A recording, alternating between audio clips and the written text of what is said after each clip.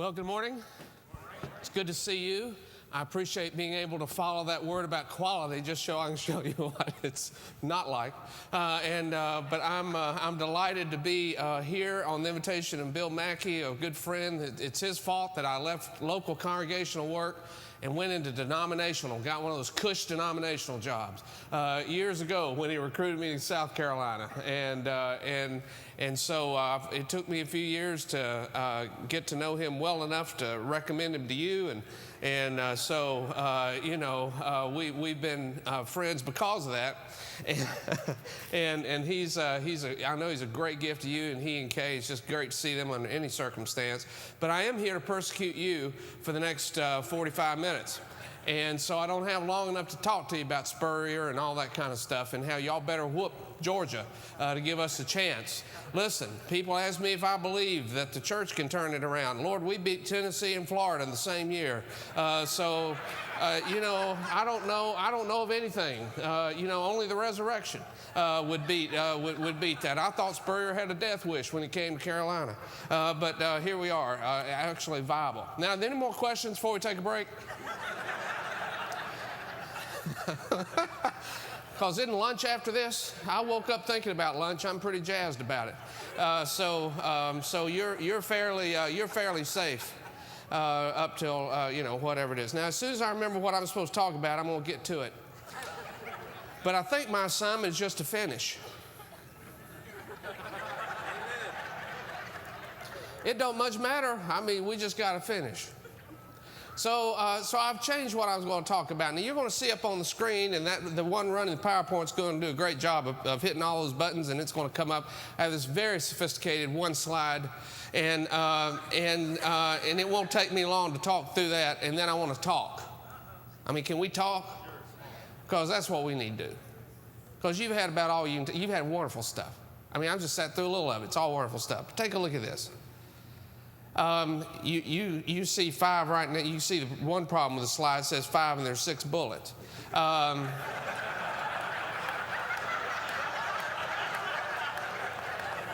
soon as I came up, could somebody call my office and fire my secretary?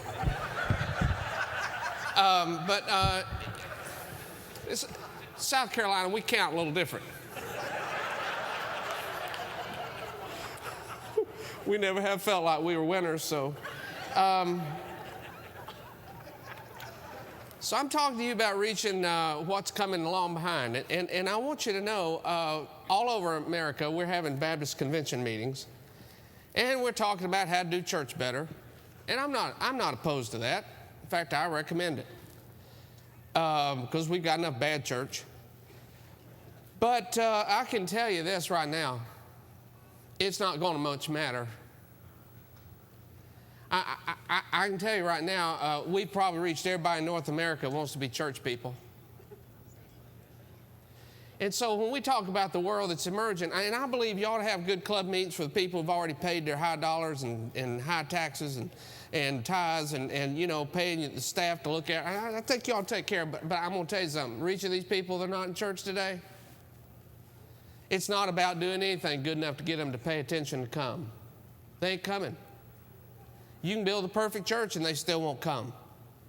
You see, this is what happens when I don't have long to speak. I just kind of got to get to it. But don't consider this bad news. In fact, some of you that just listened to the last slide and said, well, I can't do quality, compete with the mega churches and all that stuff. I got great news for you.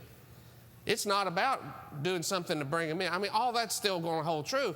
But you can do, you know what you got to get good at? What we all got to get good at is getting out of church. I'm here to help you out of the church business this morning. Now, I know that sounds kind of crazy, and maybe you need to know that my dad's a pastor, and I pastored, and my brothers are pastors, and my sisters are married to pastors, and there's been a pastor in every generation of my family, all the way back to the Continental Regulars. When we were a chaplain, I think we're on the right side of that.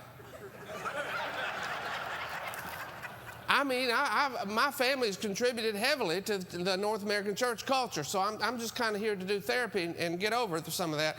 But so you need to understand that I greatly value the church and what we got. But if we're going to talk serious, I mean, if you want me to tell you the truth, because I'm not getting paid enough to lie. You got to pay really big bucks for that. Just common, ordinary, everyday honorarium, I'm just going here to tell you the truth.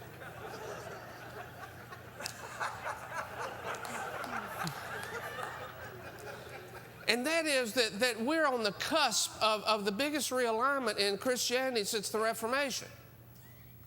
And people here's what it looks like. Can y'all hear me okay? If you can hear me, you may have a disadvantage. I'm sitting at Longhorn Restaurant. By the way, this is a postmodern presentation. There's no point to it.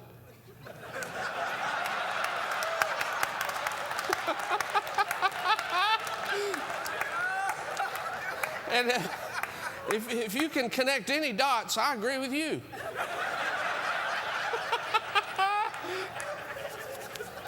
I'm going to get started here momentarily. And I'll go back to that PowerPoint slide as soon as I catch up to it. My meds haven't all caught it, kicked in yet. Now, so I'm sitting at Longhorn's restaurant, and she was hanging around. It's good to see y'all. She was hanging around, and I don't know why. It was late. It was a late lunch because I'd met this pastor and come up from Charleston. So it was like 2 o'clock. There was just my table and one other table. And so I finally said to her, are you just waiting around to take care of us?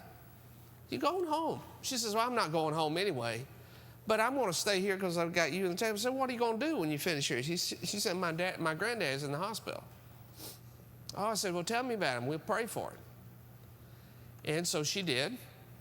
I said, what's his name? Carl. I said, with a C or K, because I want to make sure God gets the right guy here. And so, we laughed and went on. And in a minute, I said, do you want to join our meeting here that we're about to have? And she said, I guess because I use the word prayer, she says, I don't like to discuss politics or religion, which at Baptist conventions all over America this week's the same thing. And so I said to her, I said, what makes you nervous about religion? She says, well, I'm just against organized religion. I said, well, I am too. You've got to connect with people. And then she said, I said, well, how are you about God? She said, I believe in God. I said, well, what about Jesus?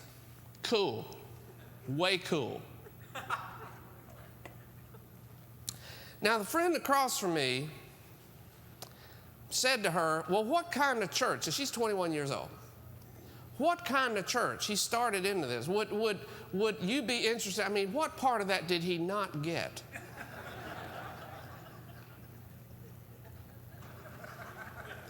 I kicked him, and this is a bright guy. I kicked him under the table. I said, did you not hear her? You are not going to be able to create an organized religious experience that's going to be intriguing enough for this kid. If she cannot find God and deal with Jesus right here at Longhorn, she ain't going to leave here to go look for him. Amen. Come on. Now, see, this is the culture. I'm sorry for this. I'm losing weight up here.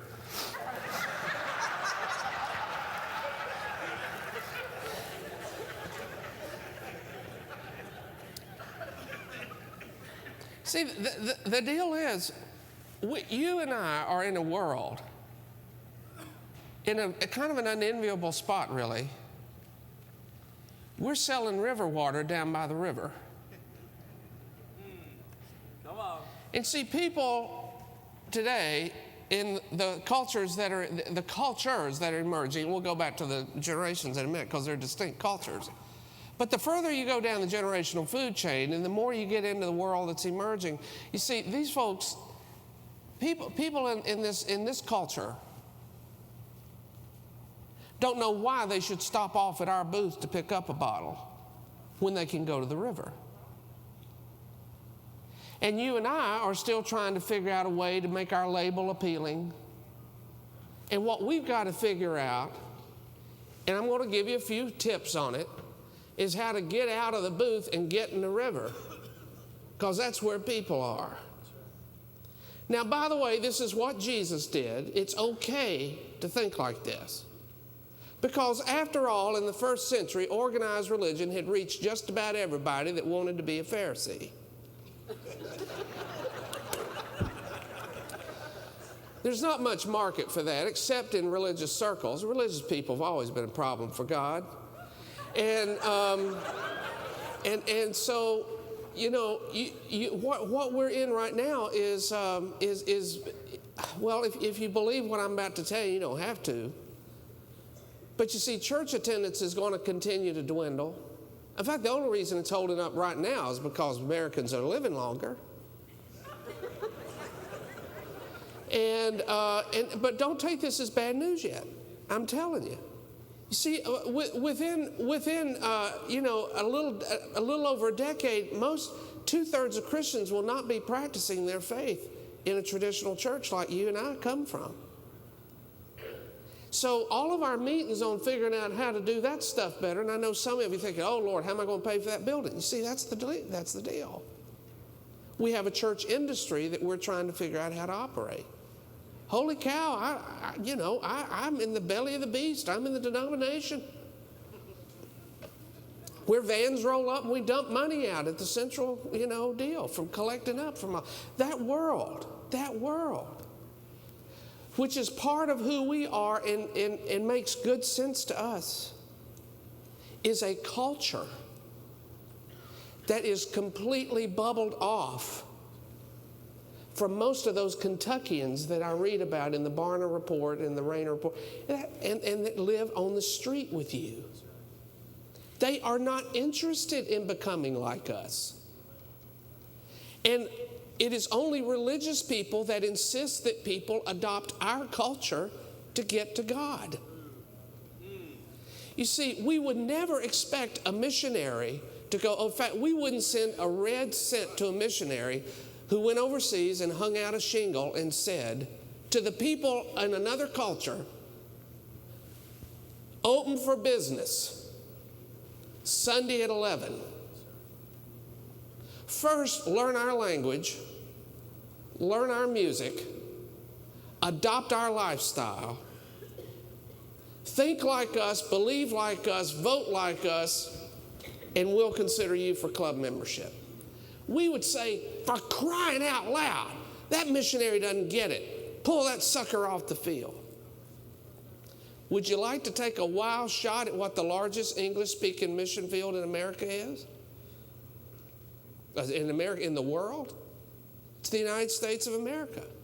We're in the largest mission field of people who speak English in the world, and here we are prosecuting an agenda of trying to figure out how to get something good enough to invite people, hang out our shingle, attract them. I went by a church just recently. It said, new contemporary service. Gosh, there was a traffic jam. They had to haul traffic cops in, everything, just pagans pulling off the road to turn into that thing. When are we going to get it? That's like me driving by a gentleman's club and they say new dancing troupe and I go, hot dogs, about time, I mean, what point of this do we not understand? That's a sign to church people that are already, so what are we going to do about them? And go ahead and take care of the church people. I is one. But just in case the arm of the Lord is not shrunken. What would be the past tense of shrunk? Shortened. Limited to just church methodology. Just in case this kingdom stuff that we Southern Baptists have now laid claim to.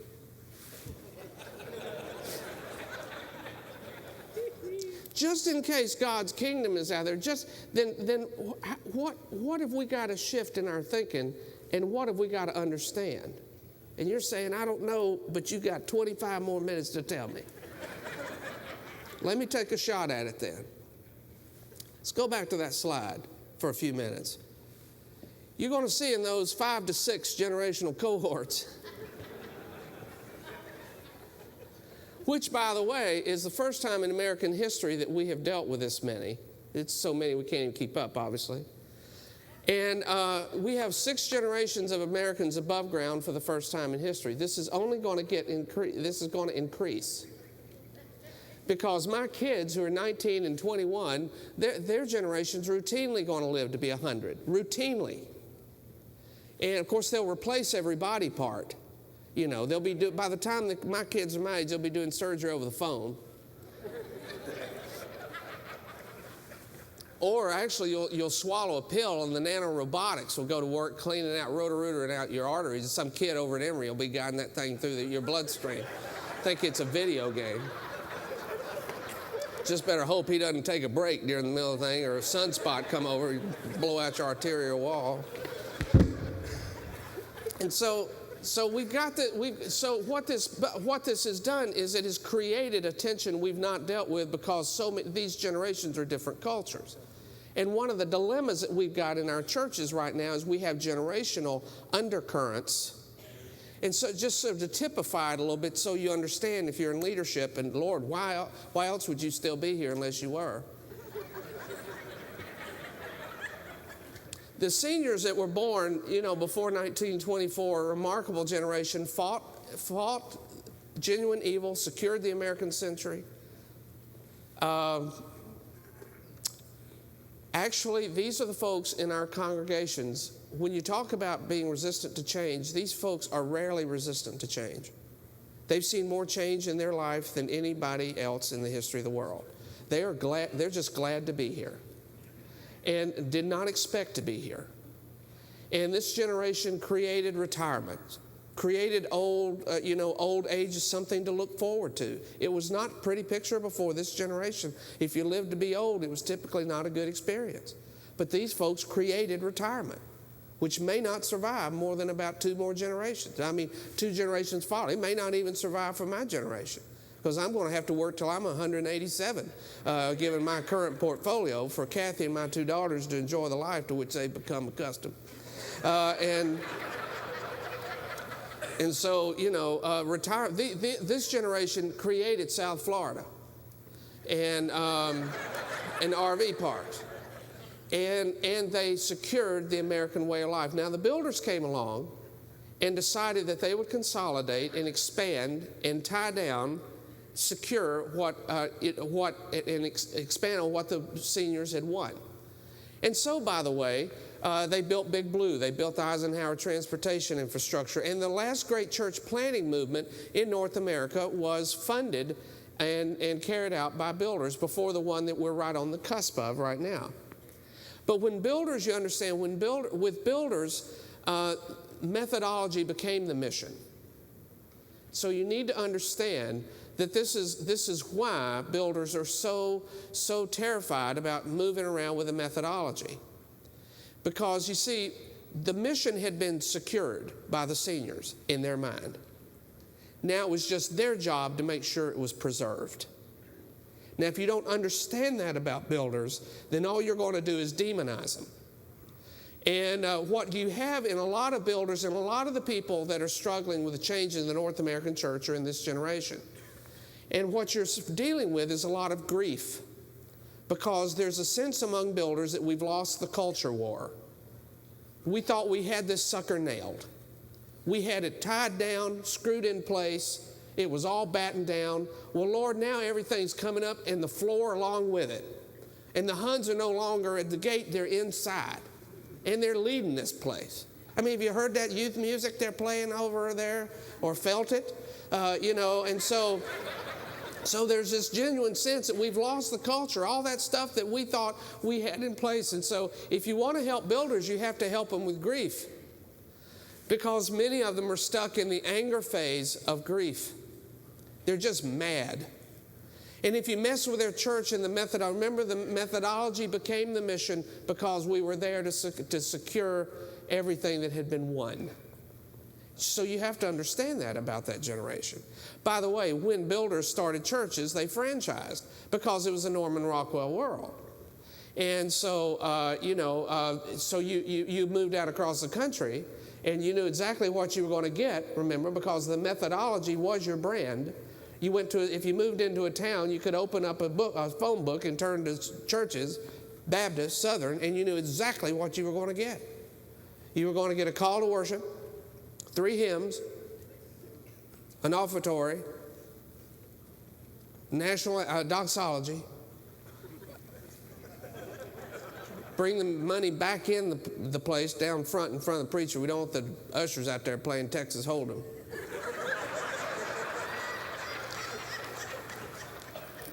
Then there'd be a special. Depending on your talent pool, it may or may not be all that special. There'd be a sermon, just as I am, and then beat the Methodist to the local cafeteria. Now that was church life, and everybody did it. Those first two generations, I'll never do that again.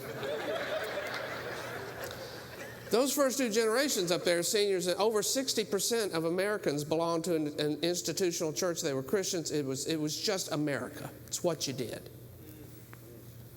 Now the boomers came along and introduced the worship wars. Boomers, and I don't have time to tell you why all that's true, but just like every generation has its own, the thing that marked it. For instance, with builders, it was about homogeneity and about, systemization and predictability and all that, and how together we are and how strong we are. And builders built bigger barns when they outgrew their meeting place because we want to know how strong we are, how together we are, and how, and how many we are. And so the large group was where builders got their sense of identity, denominations, all that stuff. Boomers come along and the world changes, and it's a total different culture. Boomers are the first people that ride in on the experience wave. See, the experience wave changed everything. We didn't create it, just like the builders and seniors didn't ask for World War II. But the boomers, we came along when it was a great time to be kids, and we rode this experience wave as America moved from a manufacturing world to a service economy to an experience economy. From the time that my mama made me a birthday cake from scratch to the time I'm 13 years old, she called out and outsourced the cake, to the time my kids come along and I don't just outsource the cake, I outsource the whole party. That's the move from manufacturing to service to experience. And the church went right along with it. You see, the rise of the program church in North America follows that very same trend line. Because we outsourced, like in the move from the manufacturing to the service economy, we outsourced everything in our world. We don't do our yards anymore if we can pay somebody to do it. We didn't do our cleaning anymore. Who wants to iron, fold, you leave your shirt? So we outsourced spiritual formation to the church, just like we did everything else. And that's why we paid children's ministers, and that's why you have Art Murphy up here tell you how to run a children's ministry that could do it, and that's important, but that's just what we did. So we paid student ministers and children's ministers, and so the home no longer, but I got news for you, it's coming back home, get there, because you need to know that. But boomers, because of our experience, see, music changed, music had a beat, we introduced the worship wars, as I indicated. More participative, all that's a part of the experience economy, you see. And the large group turned into the small group. It's not accidental that the 40 Days of Purpose and all this is being run by a baby boomer church, because boomers are all about small groups. Boomers are all about getting people together. And it's an artificial life form, though, for boomers, because for Xers, they live in small groups. But I'll say a couple things about this. In fact, it was a shock to boomers that God kept making people. And so, because, we were the end all and all that kind of stuff. We're the most self-absorbed generation. And we were going to fix the church, and all the people running around the country today telling you how to do church just right, and how to do church just right, not deconstructionists, that's another generation, but how to do church just right are boomers. I mean, that's me. I'm here to tell you how to do it right. But when I tell boomers you can build a perfect church and they still won't come, there's this huge sucking sound in the room, because they have no idea then what's next. Now, Xers come along and, of course, create their own worship style. Some of you have Xer worship services, but many of you don't, and I'll tell you why, because they ain't there. That's the first generation American history that doesn't start out in Judeo-Christian. Most of them do not start on Judeo-Christian worldview. And whereas boomers like to whine and complain a lot about why they're not getting what they want, when they leave the church, they organize a mission trip and tell you all about it, go start something else. Xers just don't show up. Now, some of you got kids in this generation and you're worried about them. Xers marry later. They have kids later. They are very doting parents. I will tell you, relationships, they like to try relationships because they have not been schooled in relationships. You see, their first mistake was the parents they had. And so they've not been schooled in relationships, and so it takes them a long time to come around to this kind of thing. And so some of you are worried about it. They're okay. And they're not career people.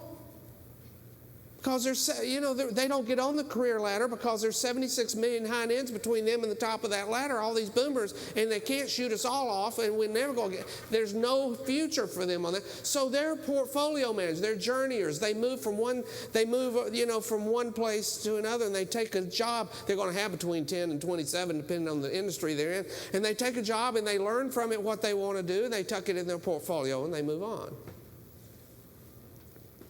Some of you, by the way, have Xers on your staff and you think that they're working for you and you don't get it.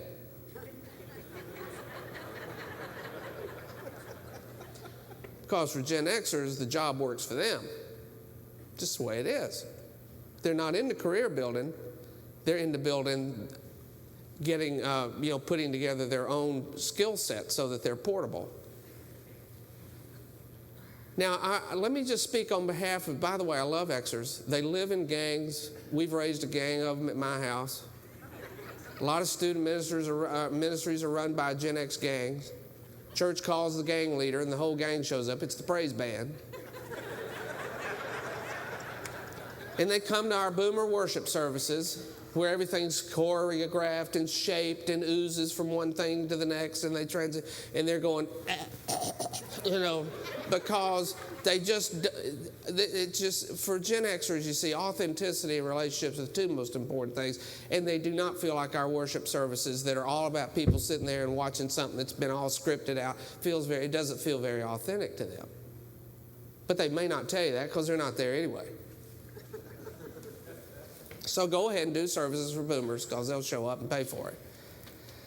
And then, but these millennials come along, and these are the kids my kids' age and all that. And you just to give you some, and they are the next great American generation. They have all the right stuff. These are the kids that are fighting in Iraq and Afghanistan, and they're telling their commanders when their legs and their arms are blown off. They're chaplains. I talk to them. I work with Army chaplains and Air Force chaplains, and they come back and they tell me stories, and these grown colonels and generals cry when they talk about visiting the hospitals where our 19-year-olds are saying, sir, tell them just to get me fitted with an arm so I can get back to my buddies. That's the story that you don't see much. We predicted this generation to be the most drugged, the most violent, the most pregnant, and all of that turned out to be wrong. They are the highest self-esteem generation. I don't know if it's Bob the Builder. You can do it. Yes, you can. I don't know what got into their water. They believe they can change the world. But I'm going to tell you something. They believe they can do it not by the way that you and I have been brought up thinking. And every time I say this, people go, well, hot dog. If we just hang on long enough, they'll come along and save us. Do not count on that. Their idea of changing the world is not building great institutions. Their idea of changing the world is completely all about investing in people. And they've not made the connection between, you got to have a system to deliver. They go out, they do one person at a time to change the world. That's what they do. And if what we're doing here doesn't connect to people, then it's completely irrelevant. And by the way, they're the first, just like the Gen Xers are the first portfolio managers, knowledge workers. These kids are the first, true digitals. They process everything differently. Completely differently. Susanna, just a few years ago, she's a sophomore in college now. When she was a senior in college, she told me one day, about 11 o'clock at night, actually, I've got to go up and start on a project for school. I said, when's it due? And she said, tomorrow. And so I hear her get on the computer upstairs, click, click, click, click, click. And then I begin to hear bling, bling. What am I listening to, of course? Yeah, I am, instant messaging. So I go charging up there, very involved parent, go charging up there into the room. Susanna, why do you come up here to work on your project? Here you are working on your, you're talking to all your friends, and sure enough, in the computer background is Microsoft Word document. In the foreground, there's all this I am stuff. By the way, that's not the only thing that's going on in the room. She's got the TV on beside her. And she's also listening to downloaded pirated music. It's probably going to get me thrown in jail.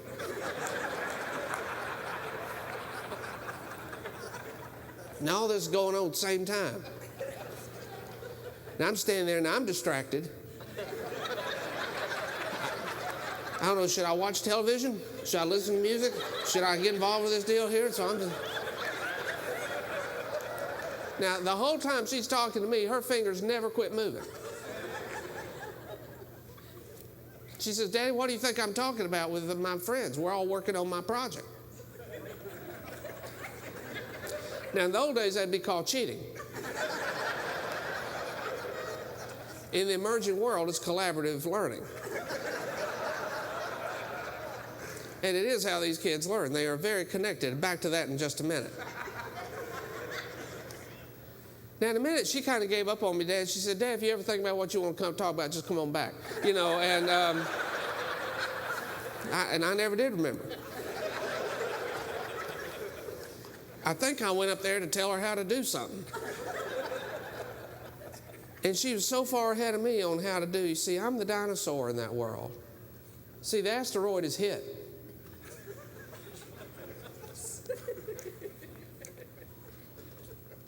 Now the good news, so, and by the way, those kids come to church. Where everybody's doing the same thing. At the same time. At the same speed. These kids, it's like entering a time warp. They're bored out of their minds. I don't care how good a preacher you are. But see, because, by the way, I'll just have to make this drive-by shooting observation and then move on. You see, every one of these cultures, because every one of these generations, that's what I'm trying to help you understand, just in this little brief, every one of these generations is now a culture. And you see, if we're going to be good missiologists, like we're going to be in a missionary cult, where we've got to be missionaries and not members, since we're in this large mission field, you start with learning who your cultures are. That's why we send missionaries to language school. See, we got to take the same stuff here in America that we've been preparing people to go overseas to do. And so that means we got to start learning the cultures we're trying to connect with, and those cultures are in our own homes. And what we don't get is you can look out at your church on Sunday, and if it's an all Anglo or all African American or all ethnic, or you're still looking at multiple cultures. And the implications of that are huge. And what we pay missionaries to do overseas, see, we see the DVDs from IMB and stuff where other cultures find the gospel and they worship God in their own heart language, in their own native costuming and their own native instruments. And we say, hallelujah, is that great? But then we shut down the DVD and the lights come back up and say, by golly, there won't be any drums in this sanctuary. We do not allow for our own kids the stuff we pay missionaries to do overseas. We've got a huge dilemma. Now here's the deal. You're saying, well, I don't like those drums. I don't want to hear that stuff or feel it. See, because a lot of that music, it's like a sonic chiropractic treatment.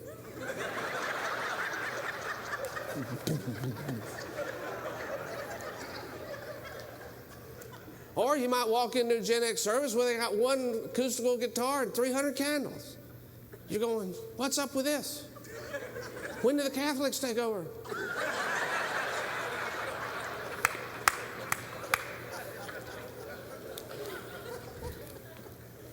Come on. See, here's the deal. Just as a, for instance, see, in the old world, we could put everybody, go back to those, get away from him, go back to those cultures just a minute. See, up there, I used to have a little pointer, but I forgot I'd blind people with it. But see, back in that builder world, you put everybody in the same room because the culture supported everything you were doing. So we put everybody in the same room for worship because one size fit all. And then we sent everybody out to our age-graded silos for spiritual formation. So we have developed this huge program machine here where families are not even together at church. Now, here's what's going to happen in the new world that's emerging. In fact, it's already here. See, in the future, you're going to pitch to different, hey, gang, you know this. People have to worship God in their own heart language. They don't have a choice. And you can try to force millennials to become builders to get to God, or you can try to force Xers to become boomers to get to God, and that violates people who they are. And by the way, you can't expect builders to become millennials either. And that's a reason that why so many builders are so distressed, because they're not able to worship God in their own heart language anymore. That's why when Gaither has a homecoming, they all show up in the buses. And you have an allergic reaction, some of you, when you scroll through and you see that, and these people sit up there grinding, saying, what is that all about? They're worshiping God in their own heart language. We've got to learn to respect each other and say, it's okay. That's the first thing we have to take away. But what the difference is in the new world then, you're going to have worship that is much more targeted to people's heart language, but then you're going to leave that room and you're going to go, it's going to be 180 instead of one big room out to the silos. You're going to have smaller targeted worship stuff, or maybe not smaller, but targeted. And then when you leave for spiritual formation, it's going to be intergenerational. This is a 180. That is, if you want to connect with people that are not church broken, that are just taught to expect it's all about programming. But let's just assume we want to build people, like Art was saying. How do you build people? Let's see. How did God decide to put people in a...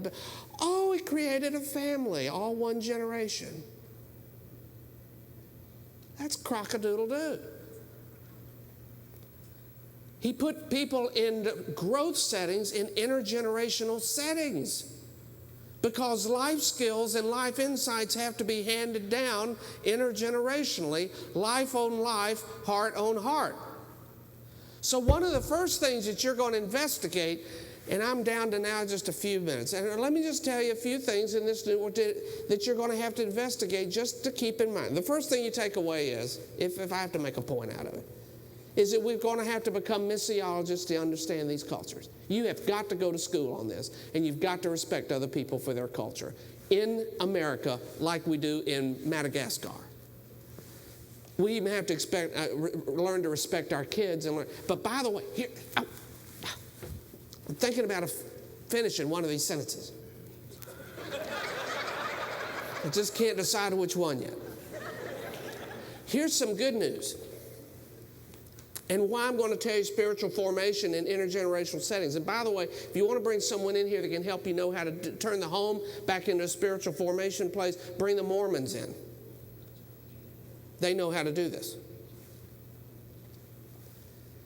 And so, you see, spiritual formation cannot be something in a very, very non-Christian world that we can farm out to the church. But I'm telling you, all of our children's ministers that I'm talking to, student ministers, I'm telling you, you got to spend at least half your time now talking to your parents about how they can have God conversations with their own kids at home. Because they don't know how to do it. Church people just counted on that happening at the church and being good enough all week long. And so our best church people don't know how. I mean, the extent of their conversation with their teenager, how was church? Fine. End of the discussion. Till we get in real trouble somewhere, and then we don't know how to talk about God. But the good news is, see, one of the reasons that boomers don't get this is because in intergenerational makes us nervous and stuff is because we don't like old people. Well, we don't like getting old, and that gets translated to people. And you see, builders and seniors have felt this antipathy to wisdom from boomers all these years, and they think everybody else has the same kind of allergic reaction. But the truth is that my kids and Gen Xers and my kids love old people. Most older seniors in churches don't know. Most seniors in churches, the highlight of the year we're planning for them is the fall foliage tour. And the truth is they're sitting on top of all these life skills that these kids, hey, my wife, Kathy, mentors a group of millennials that come to my house every Wednesday night and stay forever. These young women, and you know what they want Kathy to do? They don't want Kathy to go through the book of Ruth and Esther and stuff like that. They don't mind if God gets in the discussion. In fact, they get it. But you know what the curriculum is? It's about their life. They want somebody to help them live. And they want somebody that's got a few miles on them and has come through some of this stuff. And by the way, once a month they said, can we cook a meal together? Because when you're a boomer and you're working 60 hours a week trying to have this middle class, you don't got time to help people fix omelets and how to sew. And my wife's an interior decorator. She can do all that stuff. And so these girls are saying, would you just help us cook? Can we kill it and cook it right here in the cave? And so once a month, they're in there and they're actually making something in the kitchen instead of just heating it up. And she's got out the soul. See, all these life skills. Now, who has these life skills in America? Builders. See, if you can shoot all the boomers and get them out of the way, you've got this huge, wonderful connection that's ready to happen. And in fact, what I tell these children's ministers and these senior adult ministers all the time is, look, these kids, you see, these kids want the stories of those senior adults in your congregation. Turn them loose. Send them out as geek squads and nerd squads to help senior adults in your congregation know what to do with that computer that they're using as a doorstop. Or help them how to quit taking pictures of their retinas with their cell phones and stuff like that when they're just trying to make a call. I don't know how to do that either. I got stuff on my phone. I have no idea what it means. Got little eyes that look at me and stuff like that. I punch buttons, things happen. One church I was dealing with recently had a fair. They said all their seniors, bring all that technology you don't know nothing about. Bring your remotes, bring all that stuff. And these kids will help you know how to do this. It was one of his greatest ideas. It was just a great idea. Now, the next best thing is send them out to those homes. And quit doing youth mission trips. Do intergenerational mission projects. Because this is how spiritual folk, because these 16-year-olds go away and they come back best friends with these 76-year-olds. And you will see it over and over and over. Now, I don't have time to explainify all the possibilities of this, but you're smart people. You'll go figure this out. But you see, what this means is we're going to have to come up with a different spiritual formation template than putting people in classroom settings and making curriculum the agenda.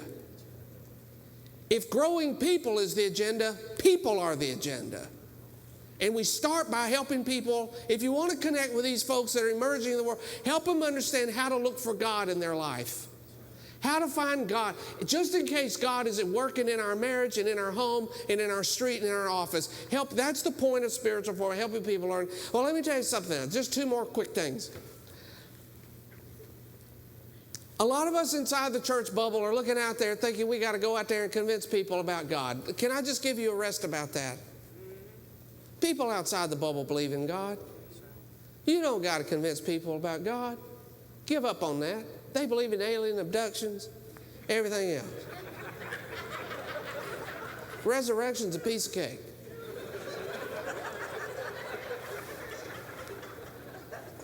But let me tell you what the apologetic is. All these rational arguments. In fact, you don't even have to convince people outside the church bubble. You don't have to convert them to the Bible first to get them to Jesus. Can I remind us all that they turned the world upside down, those early believers, before they had a Roman road to witness with? They didn't have a Bible. They didn't have a New Testament for how long? You see, they didn't. Their agenda wasn't to get people to adopt their truth system. You don't even have to convince postmodern people to become absolute. You don't have to convert them to your theories of truth or anything against Jesus. Last time I checked, Jesus is quite able to get inside of people and rewire them. See, it's our job to introduce them to Jesus. Then we either believe Jesus or we don't. Now, we can believe in God or we can believe God. You pick. The devil believes in God. And he can sign off on our confessional statements, by the way. He knows that God's a Trinity and Jesus died for the sins. I mean, he can sign off on all that stuff. But believe in God, now that's something else. See, Scripture doesn't say that as Abraham believed in God, it's credited to him for righteousness. See, believe in God means if you introduce people to Jesus, you believe God has enough strength left in him to actually transform their life once it gets in there and start moving. By the way, see, only Pharisees believe you got to clean fish before you catch them.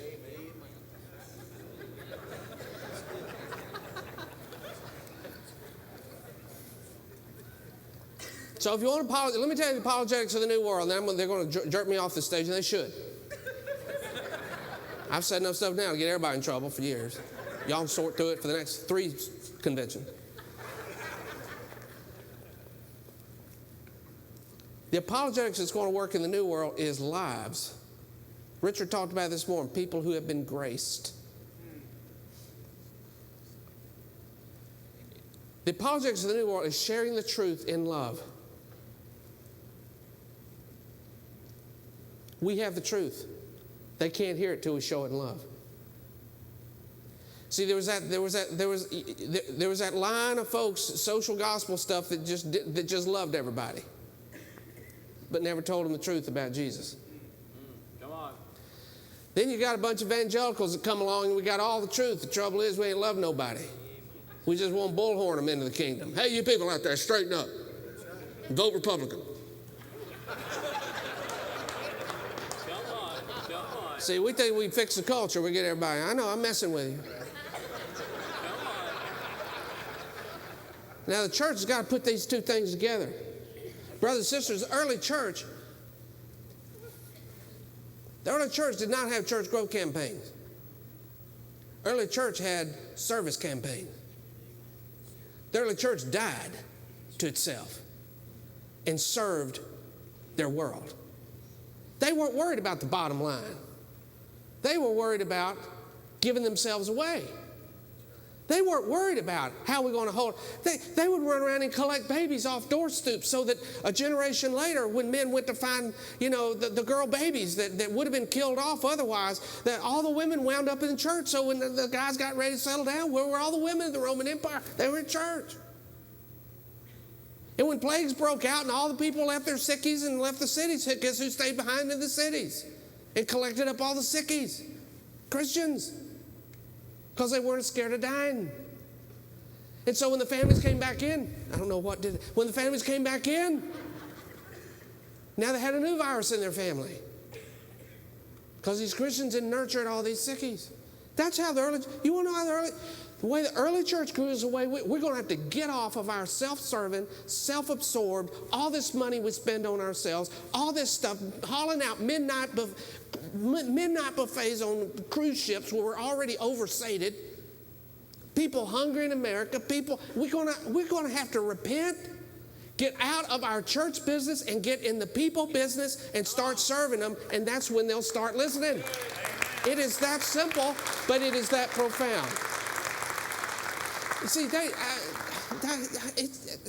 when Jesus said, love God with all your heart, love your neighbors as yourself, and then he talked about Samaritans being heroes, and church people too busy to be any good, when are we going to get the point of this? Well, you already got it, but I'm just rehearsing for that crew I got to talk to next week. And then I'll say one thing, and this won't make any sense at all, but so it'll be like everything else. Quit evangelizing. Hot dog. Just thought I'd get you one more. Now let me tell you the reason I'm saying that. Tongue in cheek. My tongue's not long enough. Go back to Genesis 12 and read why there's a people of God. Abraham, I'm going to bless you so you can what? Evangelize the world. Grow up disciples. All those categories so you can bless the nations. Can I just suggest something to you? Just my last little parting shot. Just go bless people. Just go bless people and see if you have any evangelism show up.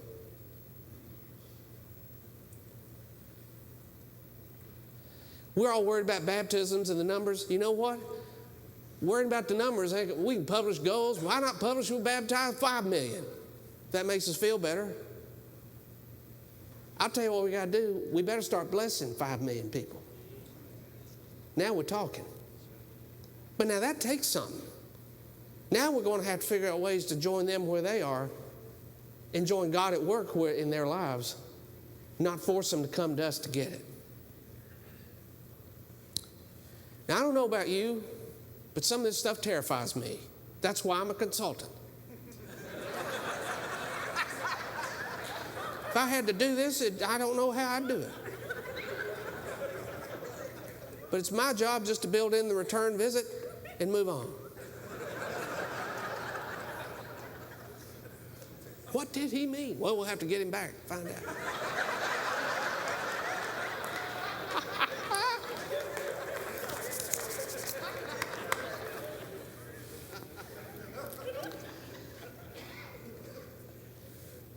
We don't know how to do what I'm talking about. So let's just admit it. And let's quit strutting around, acting like we got our stuff. And I promise you, this is almost the last thing I'm going to say. The whole subtext of the first half of the book of Acts is the church playing catch up to the Spirit. They never expected the gospel to get to the Samaritans. It got worse and went to the Italians. They weren't looking for this. They'd not seen the movie.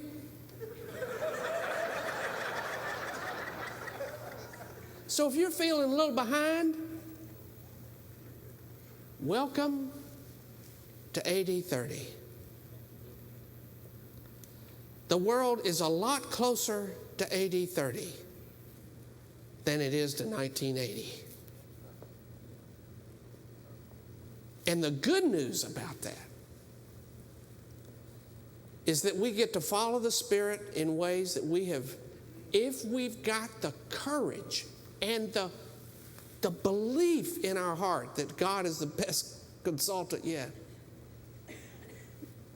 then you are going to get to see things that people have only dreamt about. Now, quite honestly, I'm hopeful. At least every other day. Because the people who get it and who are going to follow God out into the streets and learn how to connect with people out there, not forcing them to connect to us, learn how to serve people out there, not asking them to come support us, learn how to champion people and bless people who aren't like us and who don't have their life together. People who get that are going to see God. And I don't want to miss him. You don't either. Go get him.